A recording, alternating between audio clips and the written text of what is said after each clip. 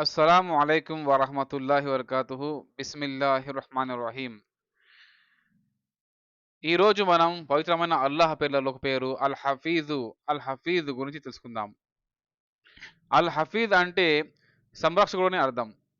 అల్లాహ్ అల్ హఫీజ్ ఈ చరాచర సృష్టికి కర్త కాబట్టి ఆయన అందరికీ రక్షకుడు, కాపాడేవాడు.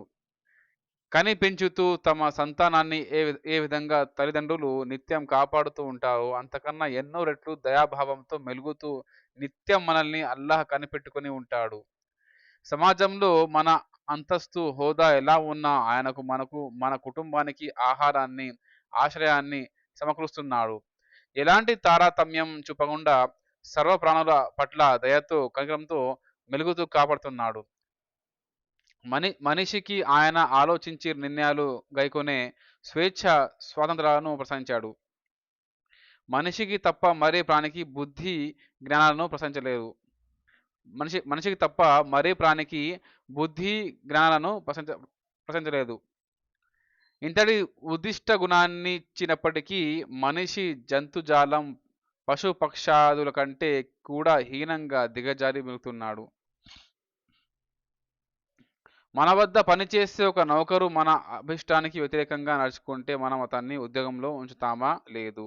అలా ఎన్నటికీ జరగదు. కానీ మనం సర్వసదుపాయాలు కల్పించిన ఆ దయామయుడైన అల్లాహ్ బాటను కాదని గుడ్డిగా నీచాతి నీచమైన మనకంటే హీనమైన వాటిని పూజిస్తున్నాం.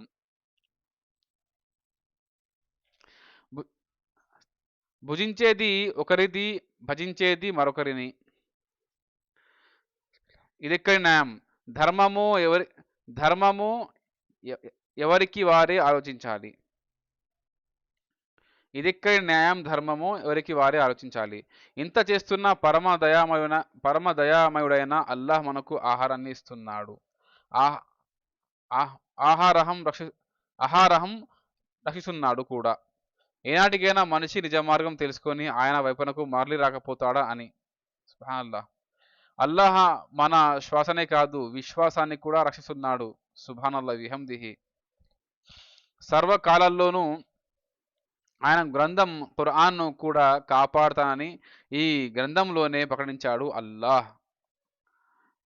సుబ్హానల్లాహ్. ఎవరు ఎంతగా ప్రయత్నించినా ఆ గ్రంథంలోని ఓ హల్లును కాదు కదా, పొల్లును కూడా మార్చలేరు. అలాగే ప్రవక్త ముహమ్మద్ ముస్తఫా సల్లల్లాహు అలైహి వసల్లంని కూడా అల్లాహ్ అన్ని వేళలా కాపాడాడు. అల్లాహ్ చూపిన బాటపై నడుస్తూ ఆయన మాటనే ప్రజలందరికీ అల్లాహ్ చూపిన బాటపై నడుస్తూ ఆయన మాటనే ప్రజలందరికీ వరకు చేరవేసిన ప్రవక్త సల్లల్లాహు అలైహి వసల్లంపై కష్టాల కడగండ్లు విరుచుకుపడ్డాయి. కానీ అల్లాహ్ ప్రతి కష్టకాలంలోనూ ప్రవక్త సల్లల్లాహు అలైహి వసల్లంకు రక్షకుడుగా నిలిచాడు. పుట్టుక రీత్యా ప్రతి మనిషి ముస్లిమే. కానీ వారి కుటుంబం పరిస్థితుల ప్రభావం కారణంగా నిజమైన మార్గానికి దూరమవుతున్నాడు.